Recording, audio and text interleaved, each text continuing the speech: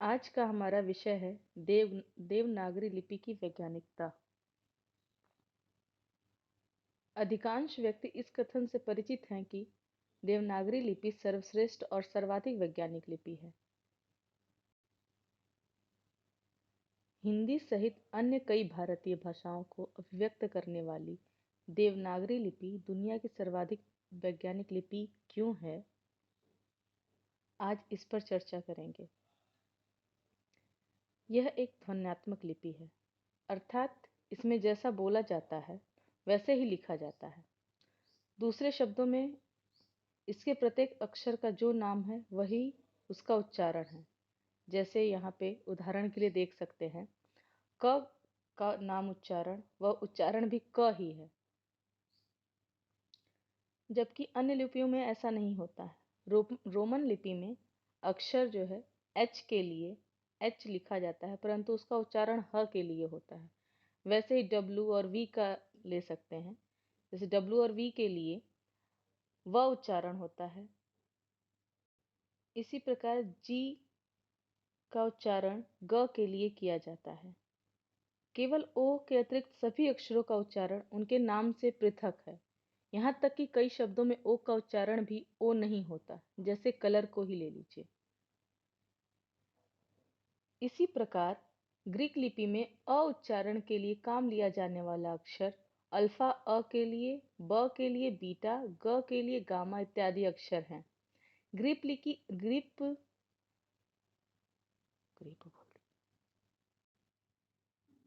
Greek Greek लिपि के अन्य अक्षरों का नाम जैसे theta, pi, sigma, lambda, mu, phi, psi, omega इत्यादि हैं। प्रकट है कि इन अक्षरों के नाम 2, 3 या अधिक अक्षरों से उच्चारित होते हैं।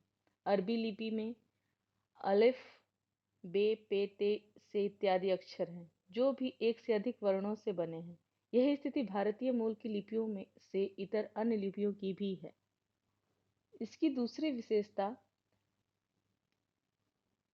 किसी भी अक्षर का एक ही उच्चारण है और साथ ही एक उच्चारण के लिए एक ही अक्षर है, अर्थात इस लिपि में ऐसी अव्यवस्था नहीं है कि किसी अक्षर का उच्चारण एक शब्द में तो एक प्रकार का हो और दूसरे शब्द में दूसरे प्रकार का हो।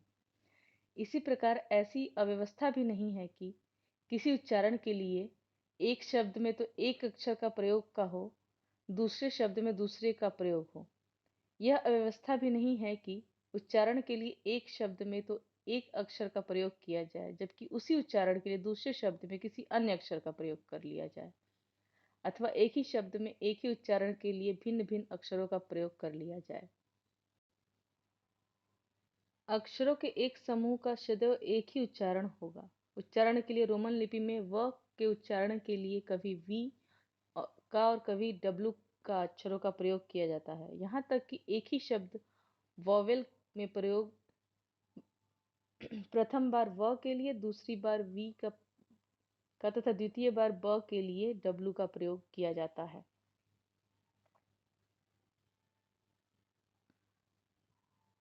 इसी प्रकार अक्षर सी भी कभी क के लिए प्रयोग होता है तो कभी स के लिए प्रयोग होता है। जैसे कैमल में क के लिए प्रयोग हुआ है और कॉल में सेल में CLL सेल में स के लिए प्रयोग होता है।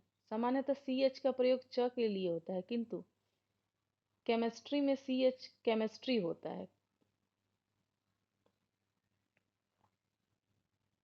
रोमन लिपि में ऐसे अनगिनत उदाहरण मिल जाएंगे। देवनागरी लिपि की एक अन्य विशेषता यह भी है कि इसमें व्यंजनों पर केवल मात्रा लगाने मात्र से उनका उच्चारण परिवर्तित हो जाता है, कोई अन्य अक्षर नहीं लिखना पड़ता। साथ ही प्रत्येक मात्रा प्रत्येक व्यंजन के साथ सभी समय एक ही प्रकार का परिवर्तन हो जाता है।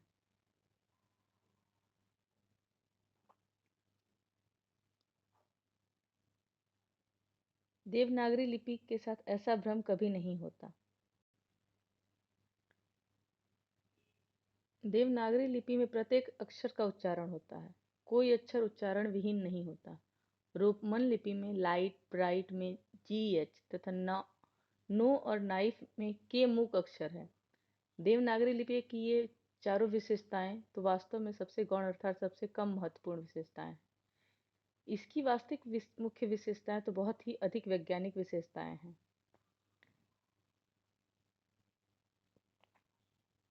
जो निम्न है। वर्ण की अवधारणा। भारतीय मूल की लिपियों के अतिरिक्त अन्य लिपियों में अक्षर तो हैं किंतु वर्ण नहीं होते। केवल देवनागरी लिपि तथा भारतीय मूल की कुछ अन्य लिपियों में वर्ण की अवधारणा है। वर्ण की गहन व्याख्या एक कठिन तथा दीर्घ समय साध्य कार्य है। अतः अधिक विस्तार में न जाते हुए संक्षेप में इतना लिखना पर्याप्त होगा कि एक वर्ण एक अक्षर से छोटी इकाई है। वर्ण वस्तुतः एक मूल ध्वनि है, एक आधार ध्वनि है। एक अक्षर में 1, 2, 3 या इससे भी अधिक वर्ण हो सकते हैं, किंतु एक वर्ण में एक से अधिक अक्षर नहीं हो सकते। प्रत्येक वर्ण की एक सुनिश्चित ध्वनि। इसकी अगली महत्वपूर्ण वैज्ञानिक विशेषता यह है कि प्रत्येक वर्ण की ध्वनि एक सुनिश्चित ध्वनि है।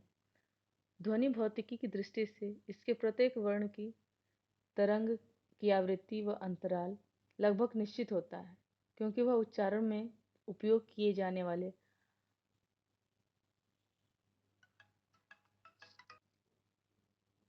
अंगों, उपयोग की नई श्वास की मात्रा, उच्चारण में लगने वाले अवधि तथा अन्य प्रयत्नों पर निर्भर होती है, जिस पर ध्वनि भौतिकी के वैज्ञानिकों द्वारा विस्तृत शोध किया जाना चाहिए।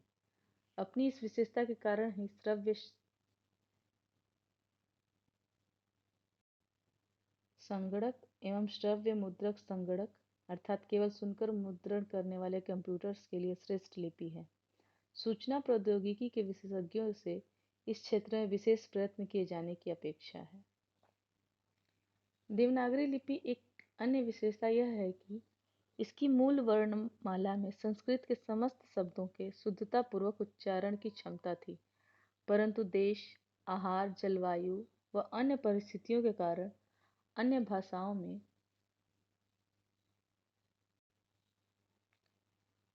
कुछ ऐसे उच्चारण व्याप्त हैं जिनको हम मूल वर्णमाला के वर्णों के माध्यम से व्यक्त नहीं कर सकते। इस प्रकार देवनागरी लिपि संसार के किसी भी कोने में प्रयोग की जाने वाली भाषा के उच्चारणों को शुद्धतापूर्वक व्यक्त करने में सक्षम लिपि है। इसलिए वैश्वीकरण के इस युग में अंतर्जाल के लिए यह सर्वोत्तम लिपि सिद्ध हो सकती है। इसकी अगली वैज्ञानिक विशेषता है वर्णमाला में प्रत्येक वर्ण का विज्ञान सम्मत सुनिश्चित स्थान है। इस लिपि की ऊपर वर्णित विशेषताओं में से भी अधिक महत्वपूर्ण विशेषता इसकी वर्णमाला में प्रत्येक वर्ण द्वारा पाए जाने वाला स्थान है। इसकी वर्णमाला में प्रत्येक वर्ण को उसके उच्चारण में प्रयोग किए जाने वाले अंगों के विभिन्न प्रकार के प्रयत्न के आधार पर स्थान दिया गया है, और इसे ध्वनि भौतिकी की भाषा में कहा जा सकता है कि देवनागरी लिपि की वर्णमाला में प्रत्येक वर्ण को उसकी तरंग की आवृत्ति और अंतराल के आधार पर स्थान दिया गया है। इसकी वर्णमाला में किसी भी वर्ण का स्थान सुनिश्चित है, अर्थात वह परिवर्तित नहीं किया जा सकता। उदाहरण के लिए अ के पश्चात आ क्यों आया, आ के पश्चात ई क्यों आया, आई और ई क्यों आई। इसी प्रकार क के पश्चात ख क्यों आया, ख के पश्चात ग क्यों आया, प के पश्चात फ ही क्यों आता है, इत्यादि। इन सब के पीछे इतने ठोस वैज्ञानिक आधार हैं जिन्हें हम अपनी इच्छानुसार परिवर्तित नहीं कर सकते। समग्र रूप से हम कह सकते हैं कि देवनागरी लिपि एक वैज्ञानिक लिपि है, जिसकी वैज्ञानिकता निम्न बिंदुओं से सिद्ध होती है।